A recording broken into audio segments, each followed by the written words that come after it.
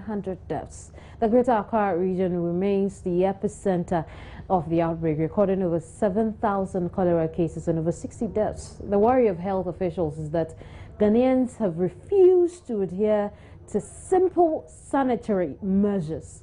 The Food and Drugs Authority has also raised concerns about the increasing cholera cases being recorded here in the country.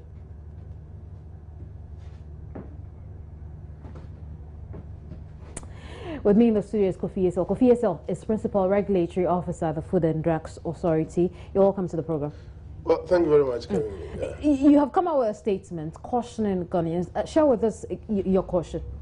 Well, I think it's a reiteration of the points that we've been making time and time again with regards to personal hygiene on the part of food handlers and also on the part of consumers. Because we realize that cholera infection is through fecal-oral route. What it means is that the moment you get cholera infection, it means you've taken something of fecal origin. And how would fecal material get into food? It's either passed on through improper handling of the food, or the person who is even consuming the food might contaminate the food if he does not observe or she does not observe a personal hygiene. And so what it means is that, granted, someone even prepares safe food for you to eat, and then you visit the toilet, you don't wash your hands. You go to pick some of these bacteria from the toilet, or probably through our social activities, greetings, holding items, picking things from the floor, and other things of the sort.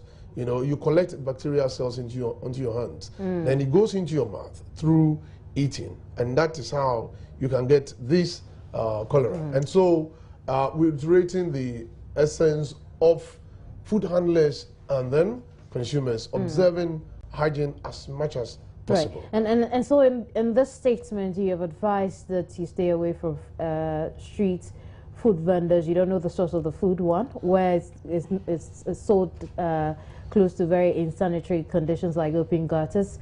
You have also advised against eating salads you don't know the source from, or from the streets and the likes. Beyond that, what can the FDA do? Well, we're working with the our other partners, the Ghana Health Service, the local government authorities, I mean, across board, so that we can, further educate people more. And then we expect, if it's about street vended foods, this fall under the purview of the local government, the metropolitan assemblies, the municipal assemblies, and the district assemblies. Okay, they give market authorization or site authorization to people to cite any particular business, food vending operation and all that. But the general call is going out for everyone involved in one form of delivery of food or the other. And then basically on the part of the consumer that you have to be very careful. So FDA's activity, as we met last week, I'm referring to the Ghana Health Service, the Food and Drugs Authority, the Ministry of Local Government and other agencies met to look at how we can battle this foodborne disease outbreak. The FDA has been given that responsibility of intensifying our public education programs. We're not surprised. The AMA has started clearing places that they feel there's a lot of field people's activities there, especially where we've had a lot of the disease outbreak and we have a lot of deaths. We need to concentrate our efforts in this area. But generally, the calling is going to, or the call is going out to everyone involved. We believe simple hand washing practices is enough to prevent the disease. Granted, the gutters are choked. Granted, the refuse have not been collected.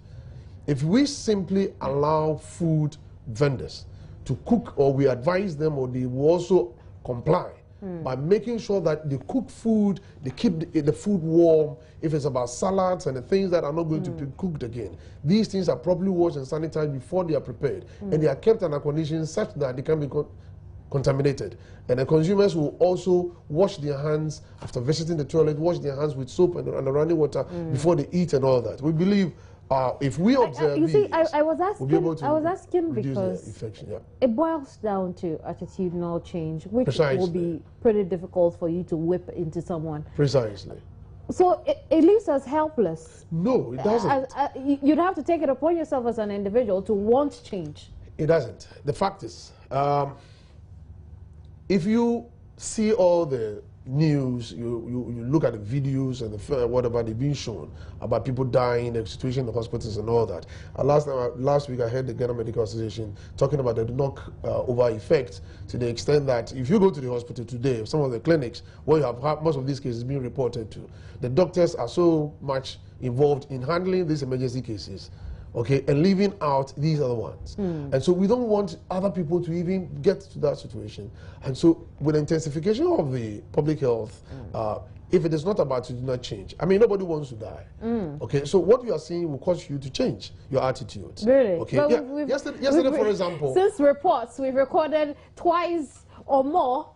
Probably as many cases as we had when it started. That shouldn't scare. The record, what do you call it? The education is making people rather rush to the hospitals when they have signs of that. 10,000 cases and 100 deaths, probably you might think they're still high. But I think if we have not been doing this public education, we wouldn't be seeing more of the cases officially being reported and more people dying in their homes and then spreading the disease among their family members. Okay? And so we need to intensify on the public education, get more people to understand what cholera is when you have the symptoms, and the fact that cholera treatment is free. And this is what we need to let people understand. So if you have symptoms of cholera, that you are throwing out, you have loose stools, you are feeling weakness and dehydrating, the best thing for you to do, get some oral rehydration administered to you, and then rush to the nearest government hospital, and you'll be treated free. And so we need to do that. You see, the thing with, when it comes to the thing with food vending, is that it is not only the street food vendor who has the situation, because then you could go to a very good place and eat salad that was got from a very bad source. What is the FDA going to do about that one too? Since that will fall under your purview. Well, certainly those businesses, operations that fall under our purview, yeah, our intensification it's on course with regard to the inspections that we conduct there. We're looking at the health status of those who are working. Okay, but even checking the health status is not adequate. Okay, there's an aspect of every human institution which we call the self-compliance. There are certain things that you cannot have government officials being with you 24/7 to ensure that you comply. There are certain things that you have to do. And let me repeat this scenario here. I've always said that if you want to sit in a taxi, you don't ask the taxi driver whether he has a driver's license before you sit in the taxi, because you expect the taxi driver to have it. So that is a self-compliance. And so you have the trust that sitting in a taxi, the driver behind the wheels knows what he's supposed to do.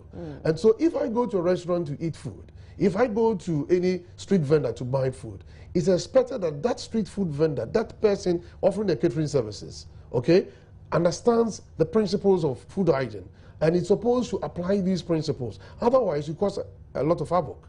Okay, and we're looking at street food vendors. We engage caterers.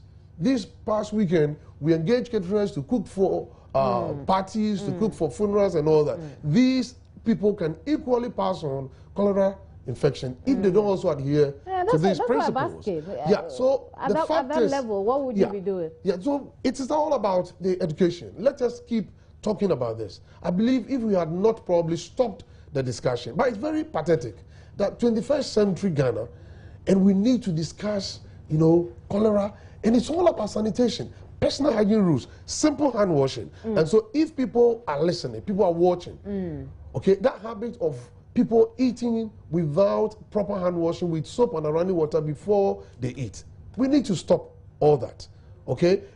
I think you greet people, you pick money from, you sit in a vehicle, you pick money from all people and all that.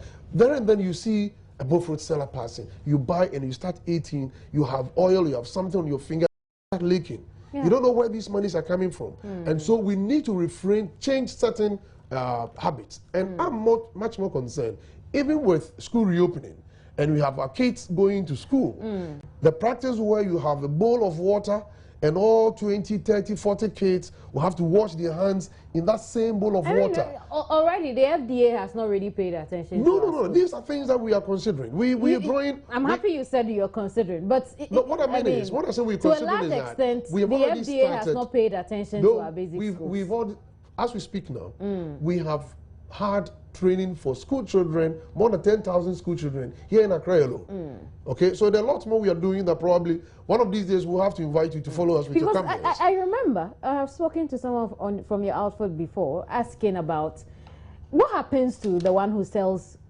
from the school packaged foods, especially for these children. Do these children even know when things have expired, or do you have to taste first? No. And I know that things the have Nutrition Service are what we call the SHEP, what do you call it? A program. But I'm happy to know. I'm happy to know. Let's not digress the conversation. I'm happy to know that in that area. some actions are being considered. Thank you very much, Kofi. You're welcome, Kimberly. Kofi Yesel is with the Food and Drugs Authority.